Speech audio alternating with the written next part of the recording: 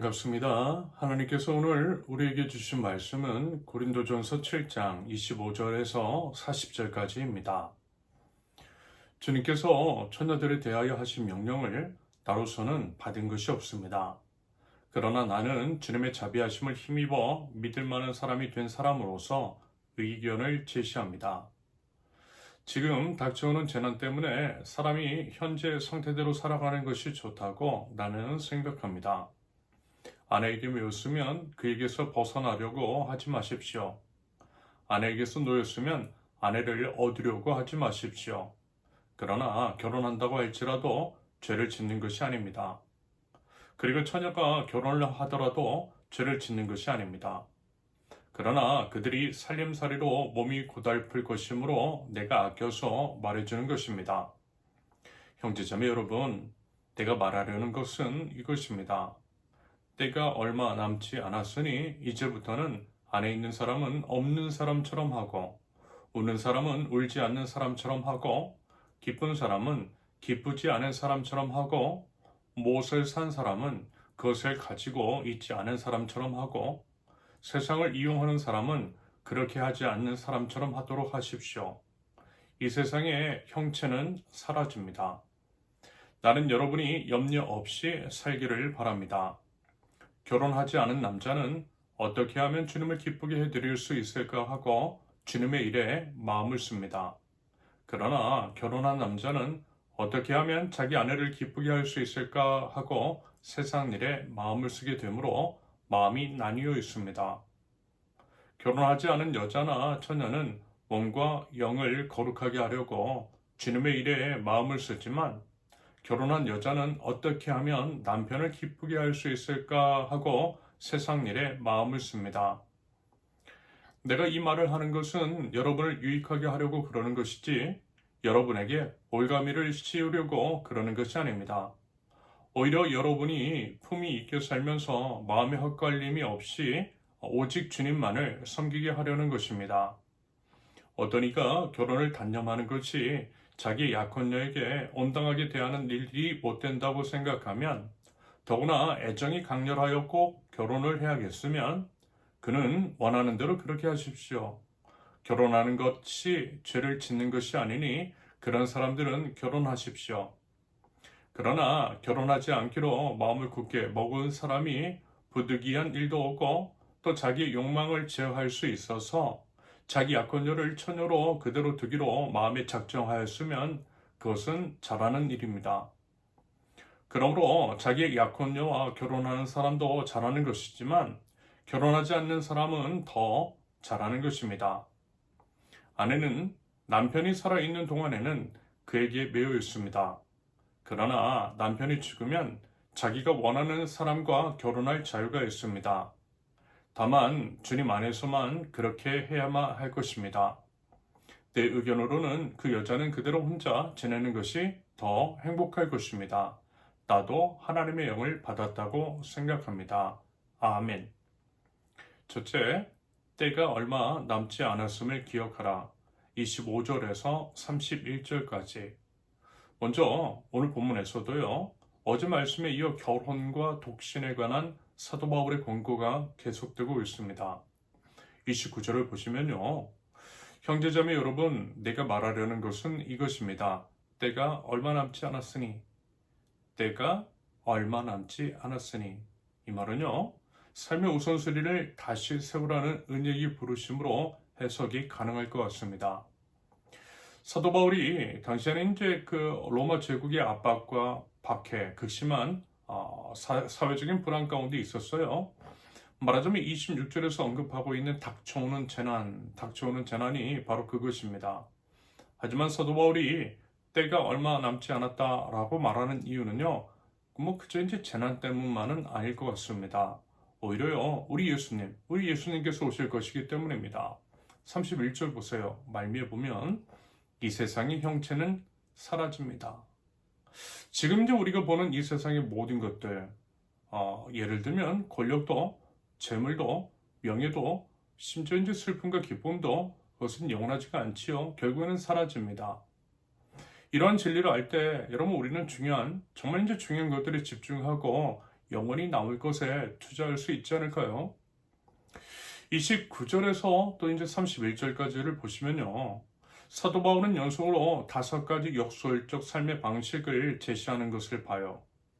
아내가 있는 사람은 없는 사람처럼, 우는 사람은 울지 않는 사람처럼, 기뻐하는 사람은 기뻐하지 않는 사람처럼, 못을 사는 사람은 그것을 소유하지 않는 사람처럼, 세상을 이용하는 사람은 다 이용하지 않는 사람처럼. 이 말의 이제 본질적인 의미는요, 그 어떤 것도 절대적인 자리에 두지 말라는 것이고요. 그것이 전부가 되어서는 안 된다라고 하는 의미입니다. 오직 하나님만이 전부가 되셔야 한다라고 하는 거죠. 그렇다면 여러분, 지금 우리를 가장 많이 사로잡고 있는 것은 과연 무엇입니까? 부디 이와 같은 부분에 대해 성찰이 있을 수 있기를 바라고요. 이 세상의 것에 매이지 않고 영원한 것에 집중하는 하루를 살아갈 줄 아는 저와 여러분들이실 수 있기를 바랍니다. 둘째, 오직 주님께 집중하라. 32절에서 35절까지. 32절에서 35절까지는요, 사도 바울이 독신을 권하는 핵심 이유에 관한 것입니다. 그리고 그것은 마음이 나뉘지 않는 삶, 마음이 나뉘지 않는 삶을 위해서이죠. 32절 보시면 나는 여러분이 염려 없이 살기를 바랍니다. 염려 없이. 맞아요. 사도 바울이 원하는 것은요. 성도들이 염려 없이 근심 없이 주님께 집중하는 것, 바로 그것이었어요. 33절과 34절에서 사도 바울은 솔직하게 이야기를 합니다. 결혼한 사람은요, 주님의 일도 걱정하지만 동시에 배우자를 기쁘게 하는 것도 걱정하지요. 말하자면 이와 같은 식으로 마음이 나뉠 수 있다라는 것입니다. 물론 이것은 그렇다고 해서 이제 결혼이 나쁘다라고 하는 말은 아니고요. 오히려 이제 현실에 대한 정직한 묘사일 것 같아요. 예를 들면 이런 거 아니겠어요? 교회 가고 싶어도 배우자가 아프면 못 가죠. 뭐 안 가는 게 맞죠 또. 말씀을 또 이제 조용히 묵상하고 싶은데 아이들이 울면 어때요? 쉽지 않습니다. 하지만 그렇다고 해서 여러분 이런 게 전혀 아니잖아요. 결혼을 하면 충분히 이와 같은 상황이 있을 수 있다라는 것이고요. 사도 바울은 말하자면 이와 같은 현실, 지극히 이제 현실적인 일들을 이야기한 것뿐입니다. 그러면서 이제 사도 바울이 이런 말을 하는 의도를 한번 보세요. 35절. 내가 이 말을 하는 것은 여러분을 유익하게 하려고 그러는 것이지 여러분에게 올가미를 씌우려고 그러는 것이 아닙니다. 오히려 여러분이 품위 있게 살면서 마음의 헛갈림이 없이 오직 주님만을 섬기게 하려는 것입니다. 산만함 없이 주님만을 바라보는 삶, 이게 바로 사도 바울이 그렇게 말한 본질적인 의미입니다. 그러므로요, 여러분 우리는 이렇게 적용할 수 있을 것 같아요. 기혼자든 독신이든 오직 하나님을 우선순위로 두고 하나님 중심적인 삶을 사는 것, 그와 같은 삶의 태도로 하나님께 나아가는 것. 말하자면 여러분 지금 이 시간이요. 그와 같은 부르심에 응답하는 시간이겠지요.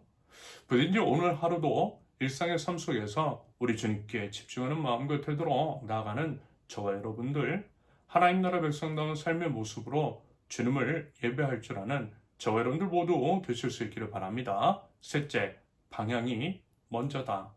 36절에서 40절까지.